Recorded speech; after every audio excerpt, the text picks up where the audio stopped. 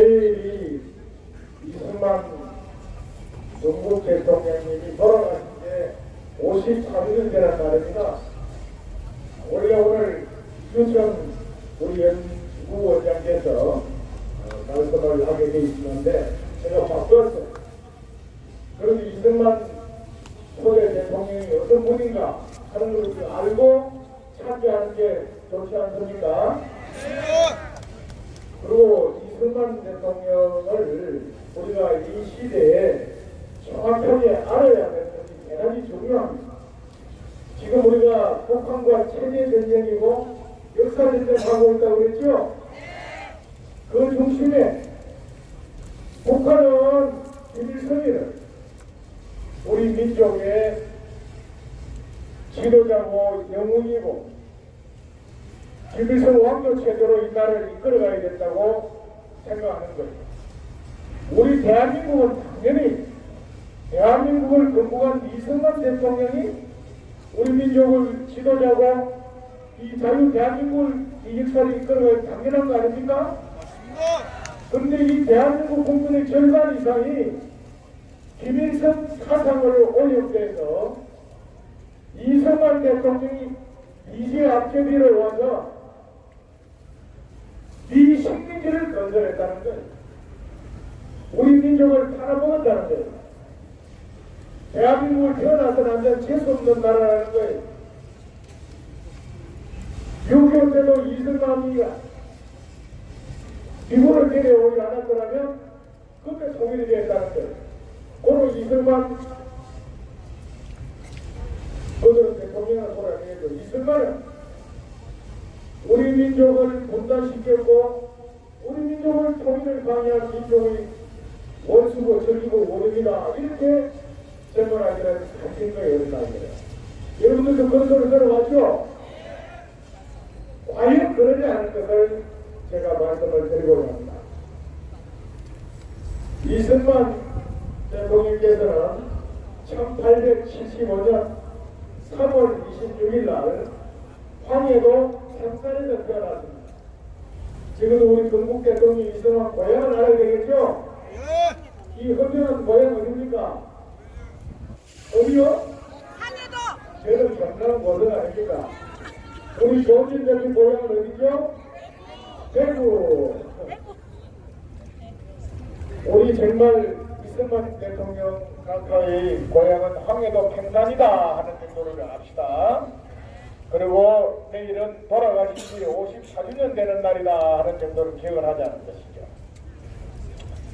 그리고 이분이 공부를 그러면 어떻게 했느냐? 공부한 거. 대제학당을 졸업했어요. 대제학당을 졸업했는데 얼마나 똑똑했던지 대제학당 졸업할 때 대표 연설을 하세요. 영어로 대표 연설을 하게 돼요. 애교사들 다 모아놓고 그 연설에 애교사들을 다 반해버리는 거예요. 이제 그 젊은 청년이 우리 조선의 인재와 미래 여기에 대한 연설을 하는 걸 보고 완전히 뿅 가버렸어. 쉽게 말하면 그 정도로 성적이었어요. 천재. 양녕대군의 18대 손이에요. 세종대왕의 형인 양녕대군의 18대 손이었어요. 네. 그 다음에 미국 가서 조지 워싱턴 대학에서 1907년에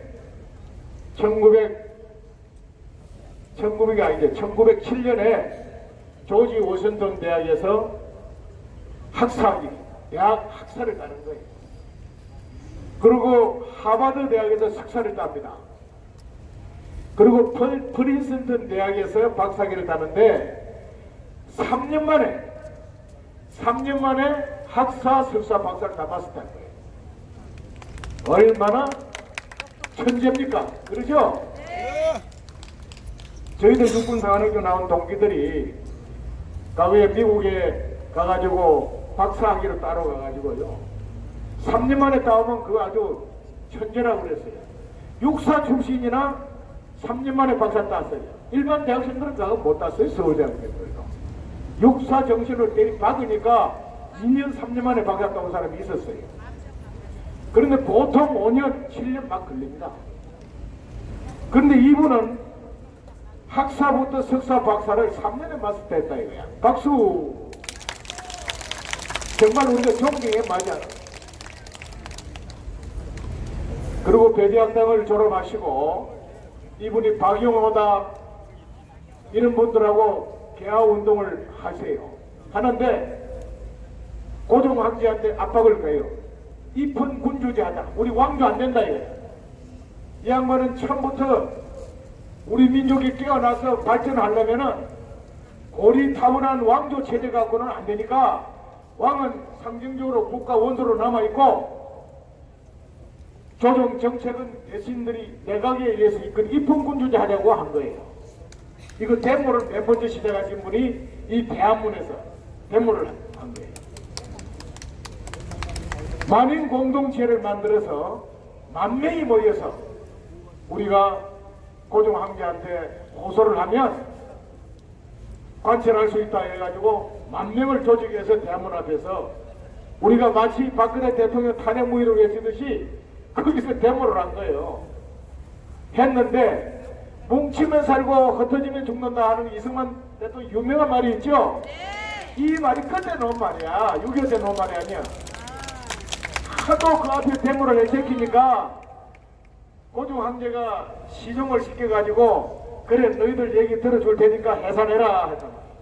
그 맨날 며칠 주야로 고생하면서 데모를 하던 이 조선의 백성들이 시종이 나와서 들어줄 테니까 해산하라 하니까 좋아서 와 하고 만세를 부르는 거야. 그 다가니까 이승만 이 청년이 앞에 나타나가지고 안 된다 앉아라 앉아라 여기서 흩어지면 죽는다 뭉쳐야 산다고 호소를 해서 주저앉힌 거예요. 직접 황제께서 직접 나와서 얘기하라는 거예요. 그래서 황제의 친서를 직접 받아냅니다. 받아냈는데도 그 뒤에 유야무야 해버렸어요. 유야무야. 그렇게 구테타 업무를 또 한 거예요. 구테타 업무를 해가지고 완전히 다 체포됩니다. 체포. 그래서 한성감옥소에 사형언도를 받고 해가지고 한성감옥에 들어가요. 그 당시에 많은 사람이 처형이 됐습니다. 근데 이승만 이 청년은 그래도 양녕대군의 18대 선택을 받고 졸업 때 배재학당에서 선교사들 대표 연설을 이거 해가지고 많은 압박을 받았어요. 그래도 석방은 안 시켜줬습니다. 그래서 또 탈옥을 시도하다가 이승만 박사는 사형언도는 안 받았어요. 그 당시에. 정확하게 30몇 년인가 받았는데 탈옥을 시도하다 이제 무기징역을 받아버린 거예요. 그래서 감옥소에서 감옥살이를 기약 없이 하면서 성경을 접했다고 해요. 성경을. 그 성경을 접해가지고 완전히 하나님하고 하나님의 사상, 정신을 받은 거예요. 하나님의 사상은 뭐라고 그랬죠? 우리 사상인 경천의 서양주로는 박애, 사랑. 그래서 감옥소 안에서 장티 부수다 무슨 질병으로 막 그 죄수들이 죽어나가는데 이 이승만 청년은 자기 몸을 돌보지 않고 환자들 다 치료를 합니다. 그런데 하나님이 도왔는지 병이 걸리지 않고 죽지 않고 살아남았다고 해요. 그렇게 사랑을 실천해요. 감옥소 안에서. 그러다가 5년 7개월 감옥살이하고 특사로 방면이 됩니다. 방면이 되어 나왔는데 그때 이제 일본이 본격적으로 이제 우리를 침략할 야욕을 이제 드러내니까 고종황제의 외교 사절로 미국을 건너갑니다. 민영환 대감이 추천해요. 그 당시 영어도 제대로 하는 신하 대신들이 없는데 이승만 청년이 아주 똑똑하고 영어도 잘한다니까 외교 사절 자격으로 루즈벨트 대통령을 만나러 가요. 그런데 못 만나요. 왜 못 만났냐면 그 당시 이미 가제라 데프터 조약에 의해서 우리가 막 그 고종황제 명성황후가 청나라에 붙었다가 일본에 붙었다가 안 되니까 러시아 막 아감 파천을 하고 그랬단 말이에요. 거기다가 일본이 러일 전쟁을 막 하고 있으니까 미국은 일본 편을 딱 들었단 말이에요. 그런데 뭐 조선에서 온 대파란 청년 외교사진을 만나줍니까? 안 만나주죠. 한동안 못 만나다가 어쩌다가 루즈벨트 대통령을 잠깐 만납니다. 선거름에 만나요. 백악관에 안에 선거름에 만나서 고소를 하고 얘기를 했지만 그냥 흘러듣고 말았죠. 이미 대세가 미국은 일본하고 같이 하는 걸로 되어 있었단 말이에요.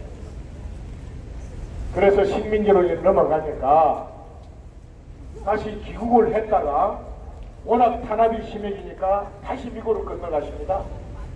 그렇게 해서 한 30여 년을 미국에서 이제 활동을 하시는데 주로 하와이에서 교민회를 조직해가지고 활동을 합니다. 제가 몇 년 전에 고향 절에 갔더니 법회를 끝나고 그 진주 일원에서 온 젊은이들하고 차를 한잔을 하는 데서 진주 지역의 차인회라고 해서 차를 사랑하는 사람들이 회장인 젊은 친구가 이런저런 얘기 나오다가 이승만 대통령 얘기 나오니까 이 친구가 뭐라고 그러냐면 이승만 박사는 하와이에서 그 사탕수 근로자들 돈을 착취하고 그것 가지고 호의호식하고 오입질하고 하여튼 형편없는 사람이라고 욕을 하는 거예요. 내 기가 차더라니까. 진주가 정말 교육의 도시고 예향의 도시라고 우리가 하고 호국의 도시로 자랑하는 도시인데 그 지역에 나무를 즐기는 차를 사랑하는 지식인 엘리트층의 회장이라는 사람이 그런 시각을 가지고 있더라고요. 그래서 내가 돌아와서 다시 이승만 박사에 대한 일대기를 나름대로 연구를 했어요. 하면서 하면 할수록 이 이승만 박사야말로 정말 100년 만에 한 명 날까만 불살처의 영웅이야. 이 양반이야말로 돌아가셨을 때요 혈육한점이 없었습니다. 재산 한 푼 없이 돌아간 세계 유일무이한 깨끗한 지도자. 하와이에서 그 교민들 돈 걷어 가지고 상해 임시정부, 한성 임시정부, 그 당시 임시정부가 상해만 있은 게 아닙니다. 네 군데가 있었어요. 그 독립자금 다 보내주고 그래 하신 거예요. 그러면서 공부를 하셨고 하나밖에 없는 아들을 사랑도 없는 부모 강근에 의해서 결혼을 했는데 아들 하나 낳았어요. 근데 뭐 미국 건너가서 돌보지도 않으니까 본 부인이 그냥 아들을 시가집에 갖다 주고 가버렸어요. 그러니까 그 아들을 미국에 보낸 거예요. 그 이승만 청년이 아들을 어디 맡길 데도 없고 고아원에 맡겨놓고 주중에는 어디 가서 강의 좀 하고 교회 가서 설교하고 요포들 모아서 강의하고 받는 조그만 돈 가지고 먹고 살아요. 이승만 박사는 미국 가서 전부 귀국할 때까지 미국 국적을 취득하지 않습니다. 그 당시 도산 안자고 서재필 전부 미국 국적 다 취득했어요. 유일하게 이승만 청년만은 미국 국적을 취득을 안 합니다. 그 당시 미국 국민이 국적을 취득하지 않으면 직업을 주지 않도록 돼 있었어요. 그러니까 이분은 평생 직업이 없는 거야. 왜? 국적을 취득 안 하니까. 그게 먹고 살아야 되니까 아들을 고안에 맡겨놓고 여기 가서 강의하고 저기 가서 설교하고 집회에서 푼돈 모아주면 그걸 가지고 호구지자로 삼았는데 아들의 병에 걸려서 죽어요. 제가 2년 전에 미국 동포 초청으로 필라델피아 가니까 그 공동묘지에 이승만 박사 아들 묘가 있다고 그래서 다 참배하고 왔습니다. 아주 평범한 공동묘지에 또 있는데 우리가 같은 일행과 함께 꽃다발을 갖다 놓고 묵념을 올리고 왔습니다만은 정말 어느 대통령도 아마 자기 대통령을 3대를 했는데 갔다 와서 좋은데 안 모시겠어요? 그래 안 했어요. 그런 분입니다. 그런 분. 예. 그래가지고 이제 상해 임시정부가 수립이 되고 초대 대통령으로 이승만 박사를 청구해가지고 모신 거예요. 근데 가야 되는데 갈 수가 없는 거예요. 일제놈들이 암살하려고 그러죠. 여건이 있습니까? 돈이 있습니까? 어떻게 건너가느냐? 그 당시에 중국 사람들이 많이 미국에 건너와서 미국 개척, 서구 개척하는데 미국 그 개발 막 시대에 근로자로 많은 중국인들이 왔어요. 그러니까 죽으니까 중국 사람 우리 동양은 죽으면 고국에 가서 못 치는 게 서원이라. 그러니까 수시로 시체를 실은 배가 상해로 들랑달랑했어요. 그 시체의 배, 시체의 간 속에 들어가 가지고 상해로 들어갑니다. 여러분, 이승만 박사께서 그제 하와이에서 쓸쓸히 돌아가셨을 때 그 당시에 시체 간 속에 넣어줬던 그 장의사가 이승만 박사의 마지막 염을 하면서 통곡을 합니다. 나는 안다, 나는 안다, 나는 안다. 당신의 그 애국심과 당신의 그 애국심을 나는 안다고 통곡을 하고 울었다는 이런 얘기 처음 들었죠? 그 장의사가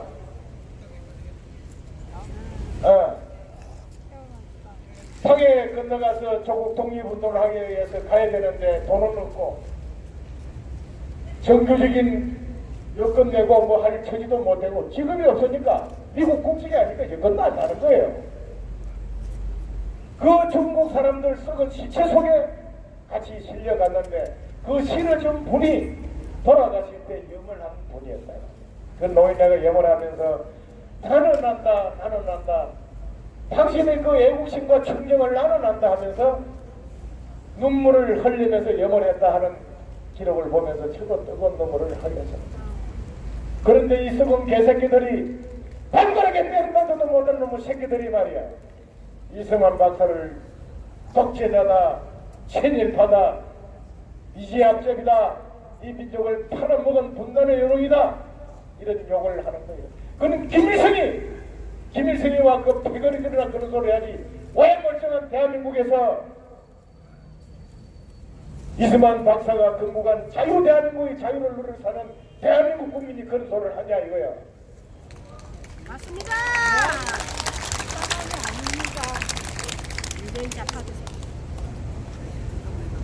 해방이 됐는데도 8월 15일 날 해방됐습니다마는 10월 달에 들어오세요. 그것도 바로 못 들어오십니다. 동경으로 가가지고 메가더 태평양 사령관이 전용기를 타고 들어옵니다. 메가더가 중령일 때 이승만 박사를 하는 거예요. 그 두 사람은 친구이면서 동지이면서 아주 메가더 사령관이 메가더 장군이 이승만 박사를 엄청 존경하는 거예요. 엄청 존경.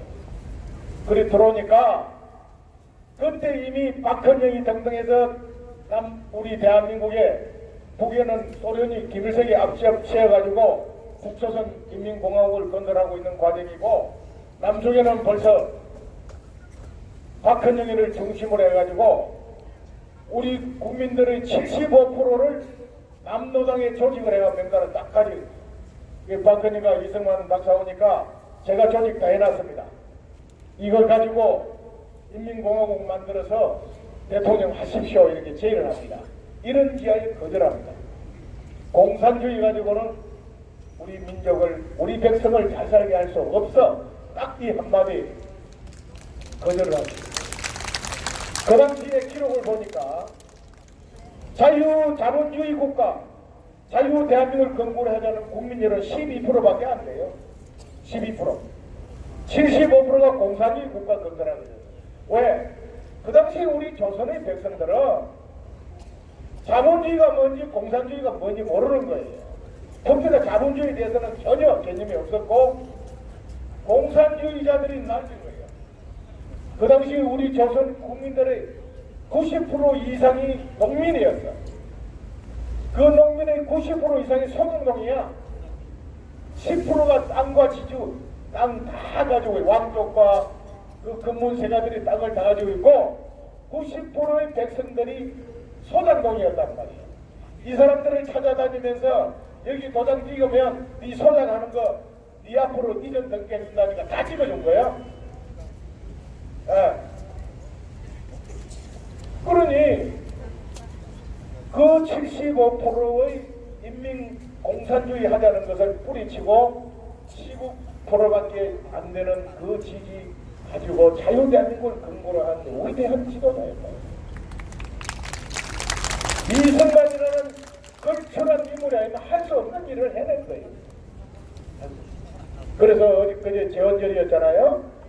제헌절인데 7월 15일 날 지금 우리 헌법의 골격인 자유 대한민국 헌법 초안을 딱 만들었는데 그 헌법은요 기가 막힌 헌법이에요.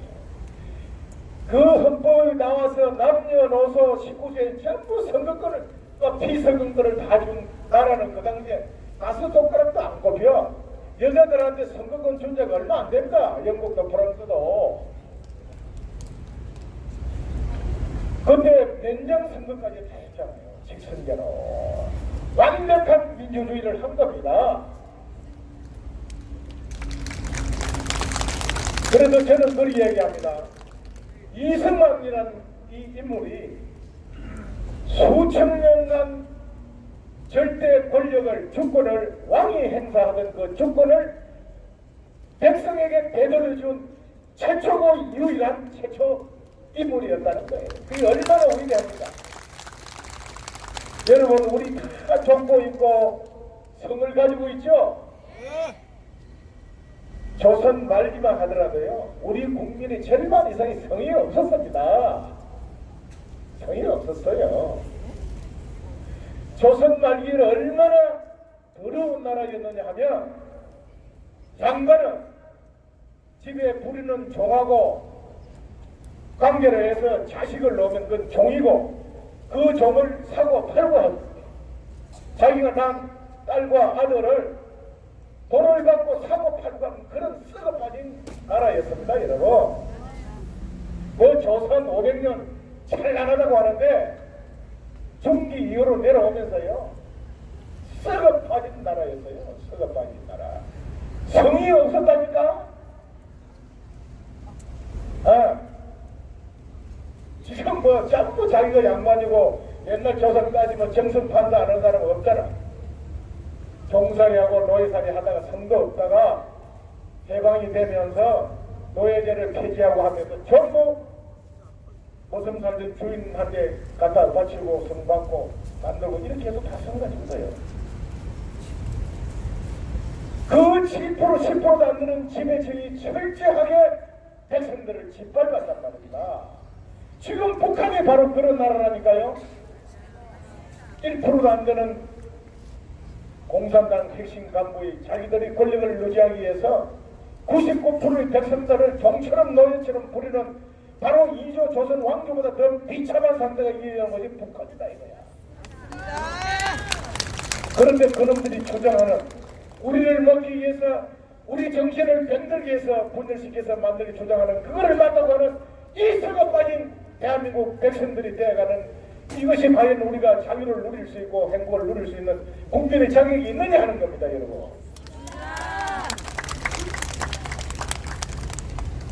수천 년간 내려오던 그 노예 상태의 백성들을 주권을 줘서 정상적인 삶을 살 수 있는 하나님의 정신, 경천의 박에 성경에 말하는 사랑의 정신을 정치적으로 제도적으로 구현하신 분이 이승만 대통령입니다, 여러분. 북한도 우리도 같은 동족인데 왜 북한은 못 살고 우리는 잘 사느냐? 체제가 나빠서 그래, 체제. 공산주의. 빼빠지 이런 데가 안 되는 거예요. 그럼 공산주의는 딱 이겁니다. 능력급이라고 필요한 만큼 분배받는 사회.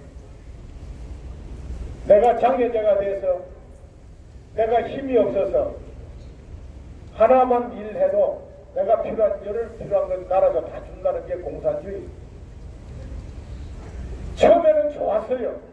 처음에는 좋았죠. 왜?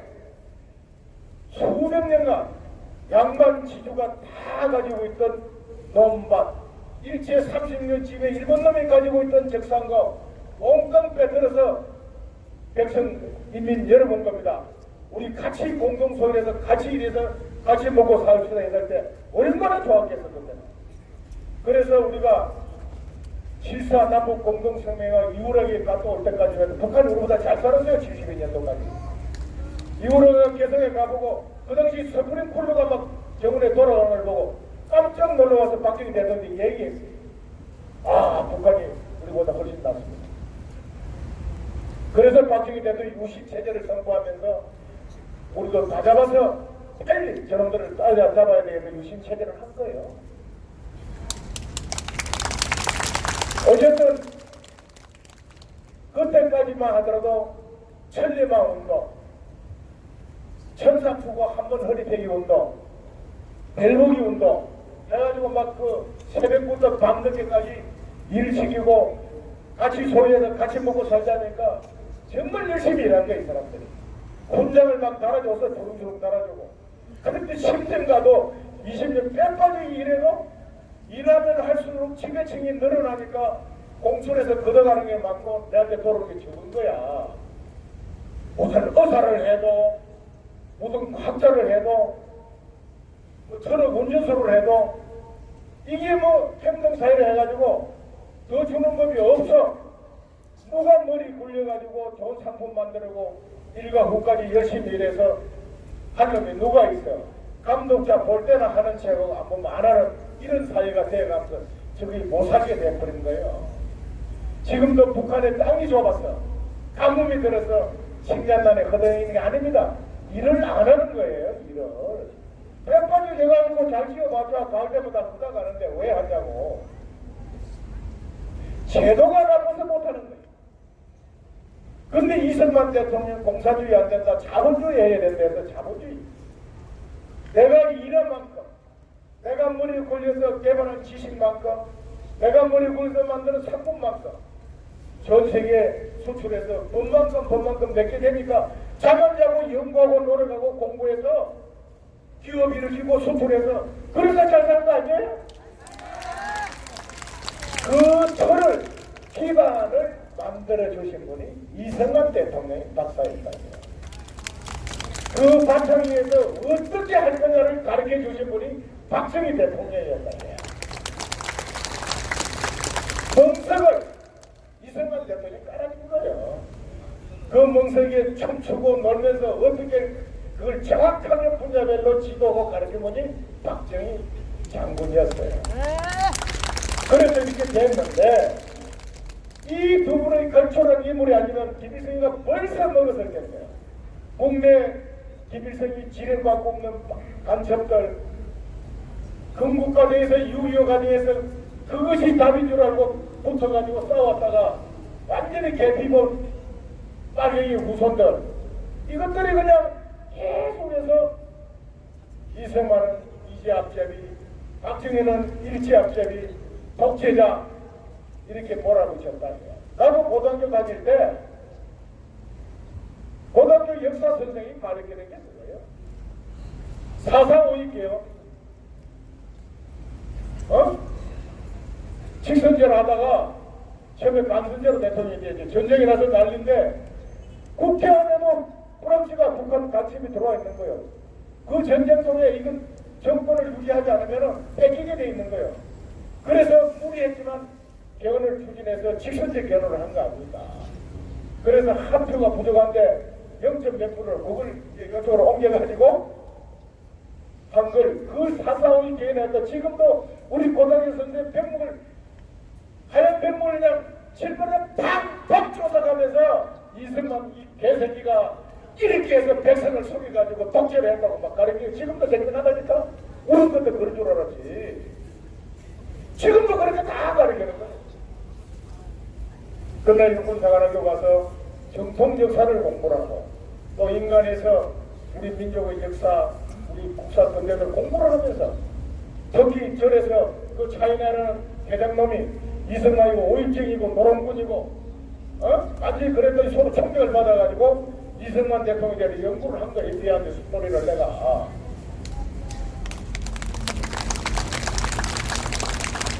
해보니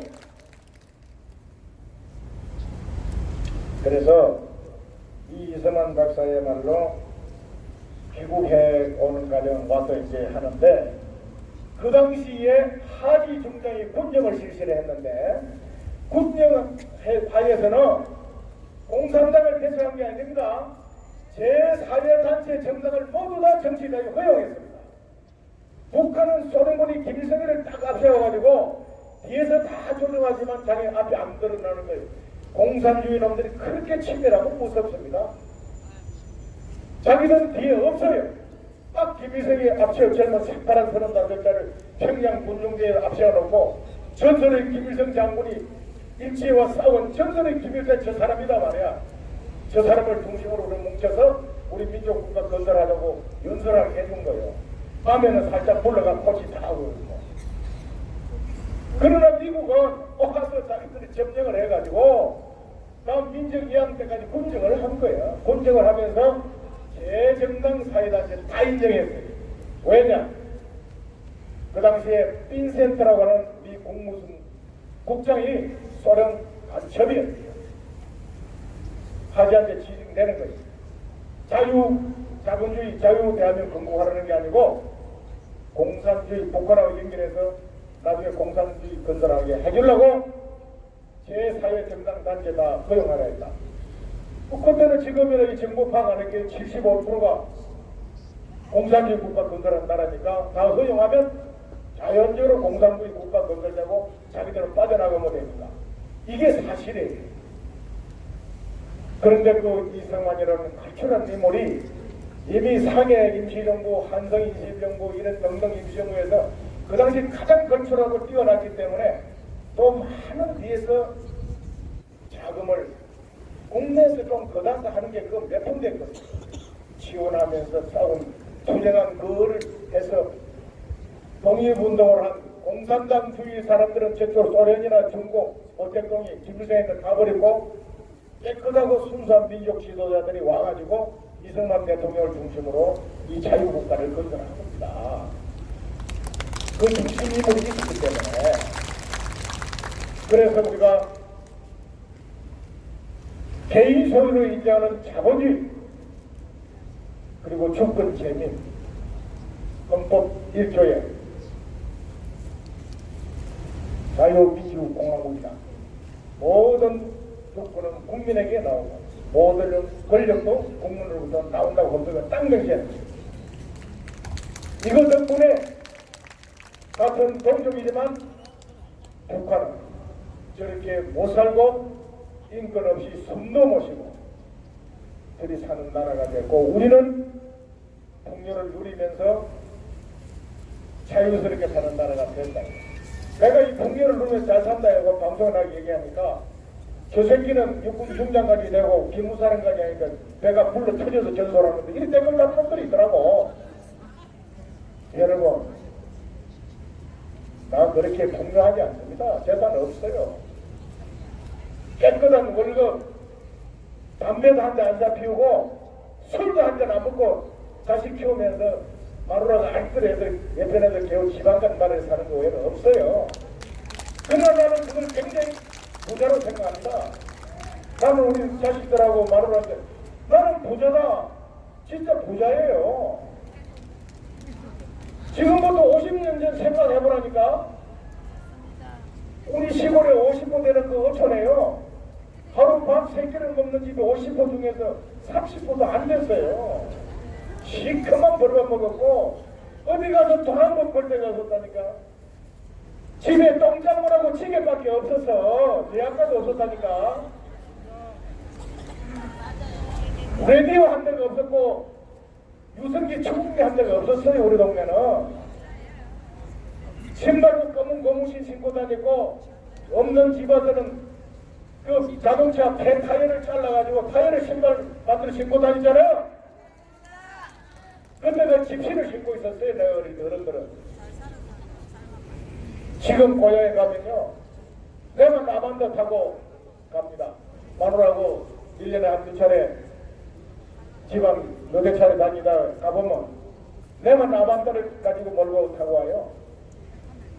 우리 현재 팔라면데 이 조카놈들까지 K7, 뭐 K5 그레인저 막내 동생을 이렇게 타고 오더라고.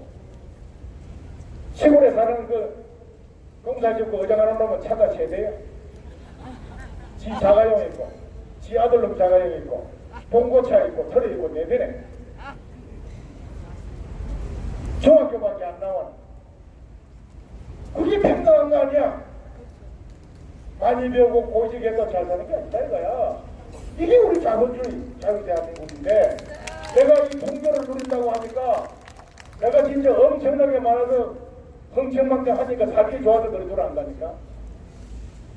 그래서 우리 딸들은 아빠 거 나가지 마세요. 그랬죠.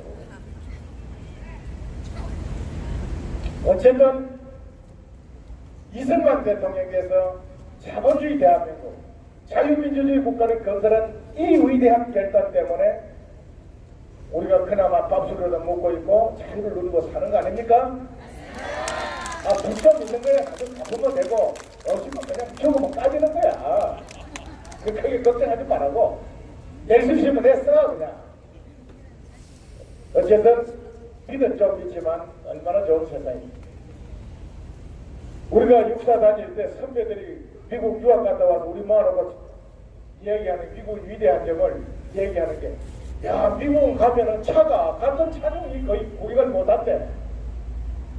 지금 우리 서울시내 처음에는 우리가 무슨 점을 차종을 다 외웠잖아요. 지금 외울 수 있어요? 지금 시내 보세요. 같은 차종 우리 구경하기 어려워요. 나는 그거보다 입고 있는 옷, 지금 여기 많은 우리 동지 같은 옷 입으면 진추모라지하고는 같은 것도 없어요 여기에. 어? 얼마 전까지는 전부 삼묘 무맹옷 하얀 옷밖에 더 있었다. 어쨌든 이런 풍요한 나라가 되었는데 이걸 이것이다.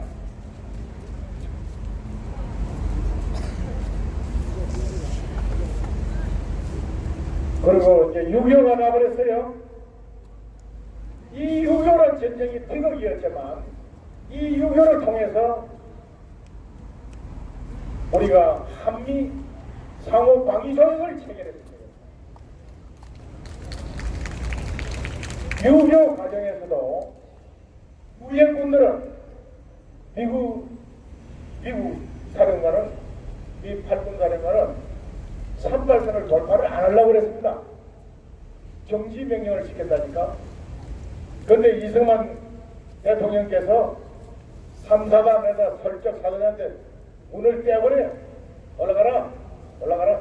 야, 인마 올라가 그냥 묻지보지 말고. 그래서 3, 4단이 이제 산발선을 돌파해버린 겁니다. 미군 사령관 허락도 안 받고. 국군이 그냥 돌파해서 가니까 할 수 없이 이분이 연합군이 산발선 다시 진격을 합니다. 그런 위대한 결단을 했죠. 물론 다시 또 후퇴를 하고 했습니다만은, 그래서 휴전선에서 고착에 대해서 3년간을 치고받고 싸울 때 미국은 빨리 전쟁을 휴전하고 끝내고 갈라 했어요. 이승만 박사는 안 된다. 북진 통일하자. 안 된다. 북진 통일하자. 고집을 부렸어요. 그게 어떻게 하면 너 꼭 가려면 상호 방위전을 체결해라 앞으로. 그리고 20개 사단 만들어내놔라. 그 당시 6.25도 우리 8개 사단밖에 없었거든. 20개 사단 뗀 거 포, 야포 전부 만들어줘라. 그리고 상호 방위조약 체결하자. 미국이 아제나운데 그게 안 하려고 그랬어요. 그래서 그게 포로 설방해버렸다. 그러니까 화들짝 놀란 거. 아이고 저 영암대의 성질을 거슬렸다가는 까딱부터 단독으로 북진해가지고 더 말려들고 골치 아프니까 알았다 해줄게 해가지고 상위방위조약을 체결합니다. 이 상위방위조약을 체결하면서 미국의 조약 언론은 우리는 노예 계획을 했다고 보도가 나왔습니다.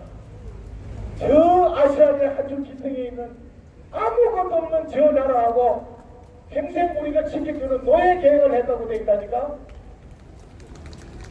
이승만 대통령은 뭐라고 말씀하셨냐. 이 조약으로 무대에 걸쳐서 우리 자손들이 혜택을 볼 거다 하고 말씀하셨습니다. 미국과 우리 대한민국 이승만 대통령의 계획은 그렇게 달라집니다. 그런데 이 시골놈들이 상호방위조약 때문에 우리가 미국 식민지가 됐다 이따위 소리를 하는 거예요. 우리가 미국 식민지가 된 게 아니고 미국이 우리 노예가 된 겁니다. 용병이 된 거예요. 세계 최고 첨단 국가, 최고 군대는 강한 국가고 전쟁이 나면 와서 지켜주겠다고 사인했는데, 아니 그걸 우리가 부리는, 미국을 용병으로 부르는 거 아니에요? 그리고 수십 년간 돈 한 푼도 안 줬어요. 그러다가 90년대 들어와서 우리가 잘 살게 되니까, 야 너희들 이제 좀 살게 됐으니까 우리 방위비 좀 분담해라.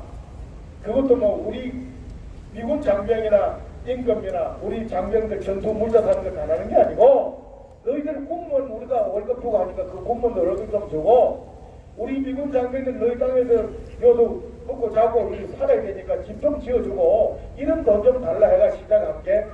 그게 돈 방위비 분담인 거예요.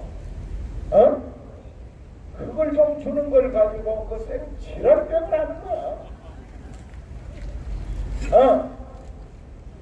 생각하기 나름이야. 생각하기 우리가 잘 사니까 돈 많이 줘서 미군의 첨단 장비 장병들 우리가 용병으로 부린다고 생각하면 얼마든지 줄 수 있잖아요. 그걸 우리가 왜 미국 핵상에 끌려다니면서 할수있게 돈을 주면서 어거지로 우리가 걔들에 종속되어 있다고 생각해. 이 식민지 건성이 우리한테 있는 거야 이게. 한미 상호방위를 우리가 하자서 한 거라니까. 한미연합사 체제도 마찬가지입니다. 월남 패망하고 닉슨 작전이 되면서 미국 다 빼나가려고 할 거예요. 어? 화술질 빼나가면 어떻게? 그 한미연합사를 만들자. 우리가 제기해서 만든 게 한미연합사야. 전시작전 통제권은 6.25 당시에 이승만 박사가 우리는 판대사가 소총밖에 없는데 연합군 유엔군이 첨단 무기와 장비로 와서 2차 세계대전을 승리를 이끈 그런 장군들이 와서 지휘를 하니까 너가 지휘권 가져라. 통합에서 지휘해라. 해서 준 거예요. 그래서 쭉 가져오던 노태우 대통령 때 와서 그걸 다 가져올라 했어. 노태우 대통령이 전백질 작전을 가져온다고 선거 공격을 했다니까. 종북 좌파 노무현이 와서 한 게 아닙니다. 우리 노태우 대통령이 선거 공약을 내세운 거예요. 그런데 끝까지 오려고 보니까 용산 미군 기지전도 그 당시 약속한 거예요. 종북 좌파 정권에 와서 용산 기지 이전하고 저들이 마치 뭐 청나라 시대부터 지배했던 예세를 드러내고 마치 무슨 해방한 것처럼 어디 보도를 하는데 이성을 가진 새끼들은 아니에요. 노태우 대통령인데 우리 육사 출신들이 우리도 우리 스스로 지키는 그런 나라 만들어야겠다. 용산 기지도 이전시키겠다 하고 약속을 했어요. 그거를 국민들하고 했는데 못했어요. 왜? 평시작전거만 가져왔어요. 내가 그 당시 경영으로 합참정보부에 있었는데 평시작전거를 가져왔어요. 그 당시에. 전시작전거는 가져올 수가 없는 거야. 정시작전거를 가져오는 가장 필수가 정보전력 자산이 있어야 되는 거예요. 동해안 3척에 동해안에 수십 척의 목선이 들어와도 서해안에 잠수 동서에 왔다 가도 중부선에 적기가 날라왔다 갔다 해도 적이 미사일을 쏘고 실험하고 배치를 해도 들어가 볼 수 있는 정보 자산이 없는 거예요. 한미 연합 자산으로 주로 봤는데 미국이 어느 단계부터 우리 정보는 북쪽에 올라가니까 안 줘버리는 거야. 지금 멍텅구리 군대가 공사군대. 그러면서 막 그 무기 막 크게 만들어내는 거야. 눈 감은 사람이 주먹만 크게 만들어내고 어디다 때릴 거야. 잘못되면 박태호 막 머리를 때리고 있다니까. 그래서 그 당시 그걸 못했어요. 영상 기지 이전하는데 그 당시 5천억이 소요가 되더라고. 그 5천억이 없어서 못했습니다. 그러나 우리가 잘 살게 되고 여건이 되면서 하나하나 우리 거를 만들어 우리도 스스로 우리 지키는 군대 만들려고 애를 쓰지요. 그런데 핵무기까지 가지고 미사일 봉봉 쏘면서 이 난리를 치는 이 마당에 그 정보 전력 자산도 제대로 갖춰주지 않는 상태에서 미국 빼버리고 우리끼리 하겠다? 그렇게 미국이 어떻게 합니까? 알았어.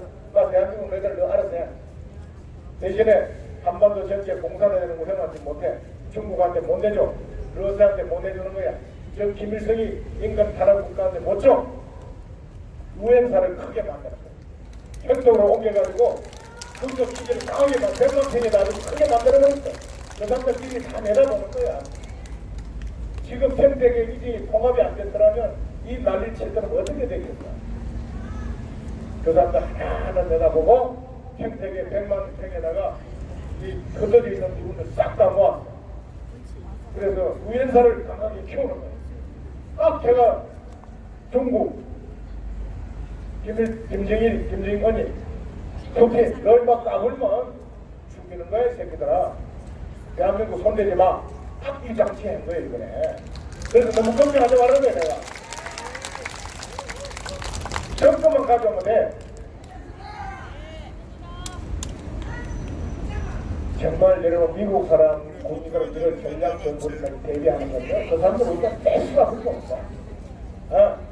이것이 바로 이승만 대통령께서 6.25 때 그 폐하에서 아무것도 없는 상태에서 20개 사단을 종무장시키게 했고 한미 상호 방위 조약을 체결했기 때문에 이 가능한 거란 말입니다. 이게 내일 이승만 박사 묘지에 가면 큰일 하세요.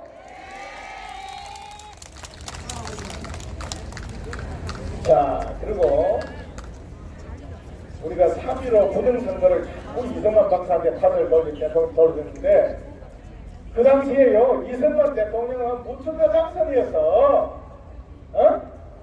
신익기 박사 한강 백사장에 100만 군중을 모아 연설해서 대통령 될 줄 알았는데 전라도 광주로 내려가서 기차에서 급수에 저거 부르더라. 심장마비로 교통사고로 누가 치워주는 것도 아니야. 하늘이 데려가버린 거예요. 하늘이 국가나 개인의 의무에 택다가 하늘에 달린 거야. 겁먹을 필요 없어. 조심한다고 안 죽고 하는 것도 아니더라고. 내가 이군사령부 연대장 끝나고 정보과장을 가니까 대령대는 500개 조그마한 그 비행기를 타고 저 순찰 다니고 사고 터지면 조사로 다니는 거야. 장군님도 배에 UH 원해지 큰 거 타고 안전한 거 타고 다니는데 가니까 대령들이 500개 떨어진다고 전부 지가 큰 4시간 가지고 운전을 해서 왔다 갔다 순찰 다니더라고. 저는 500개 타고 막 돌아다녔어요. 바쁜데 정보작전과장 인연하는데 내가 운전할 그 운전면제로 4시간 갔다 올 시간 야 오라 안경 끼서 안 된다고 오라 그래서 타고 왔었나 막 떨어지도 안 좋더라고. 나도 그렇게 생각하는데 하나님 데려가고 가야지 뭐. 그러나 하나님이 내한테 준 사명이 있는데 그 사명을 완수할 때까지는 나를 보호할 거다. 나는 그런 신념으로 가는 거예요. 여러분들 딱 그런 신념으로 싸우고 포장하면 되는 거예요. 그러니까 너무 어떻게 포장을 하면 안 돼. 만용을 부리서는 안 되는 거예요.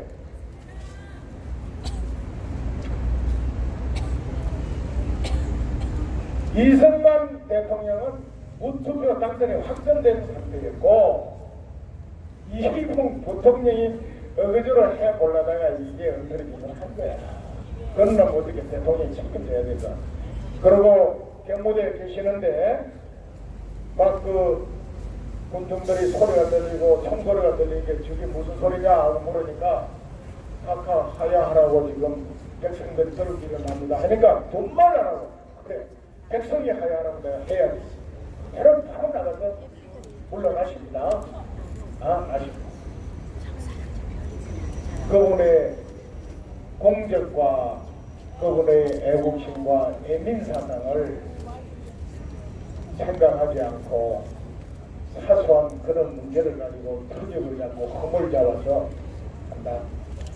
자유대한민국 건국도 미국이 이승만 대통령 앞세워서 한 게 아닙니다. 방해했다니까요. 방해.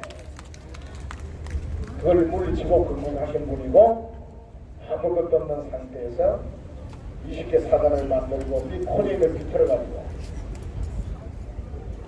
우리 역사 대통령 중에서 유일하게 처음으로 미의회 연설뿐만 아니라 백악관에 가서 미국 가시면 백악관에 대통령 자는 때 같이 떼어주는 분이 이승만 박사였어요. 그 어느 대통령도 백악관에 간 대통령이 없었다. 꼼짝 못했어요. 이승만 박사. 영어 잘하죠. 고집 세죠. 카리스마 있죠. 에?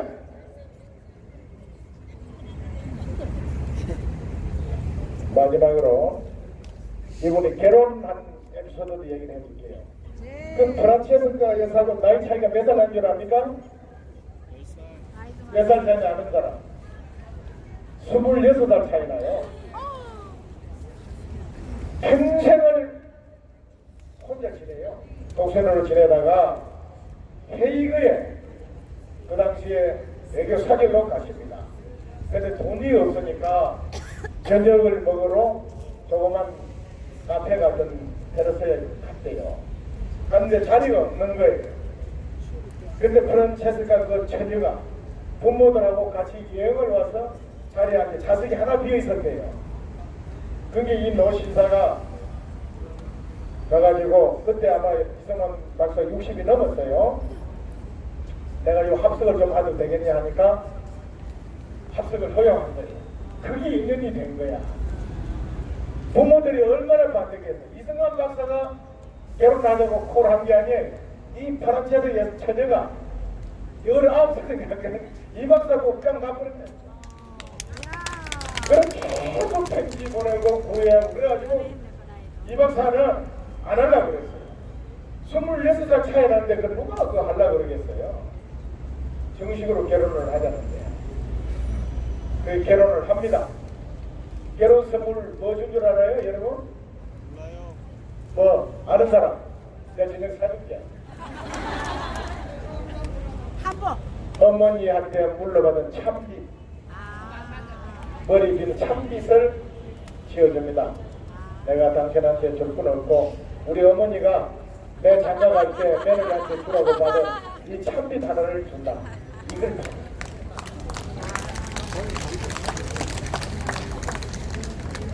프란체스카 여사도 자기 조국보다 이 대한민국을 더 사랑하셨어요. 92세에 돌아가실 때까지 여기서 지내시면서 살았어요. 이승만 대통령 경무대에서도 양말을 끼워 신었습니다. 내복도 끼워 신었어요. 속옷도 끼워 신었어요. 그런 위대한 대통령과 영부인을 우리 존경하고 사랑해야 되겠죠? 그분이 건설에서는 위대한 자유 대한민국 지켜내야 합니다. 저 썩어 빠진 김일성 왕조체제 이전에 공개 주사파 청결하고 박근혜 대통령 보여내고 대한민국 정권 찾아와서 반드시 세워야 합니다. 그리고 북한 김일성 왕조체제 없애고 자유통일을 이루어야 하는 겁니다. 그것이 이승만 박사가 꿈꾸던 그런 나라.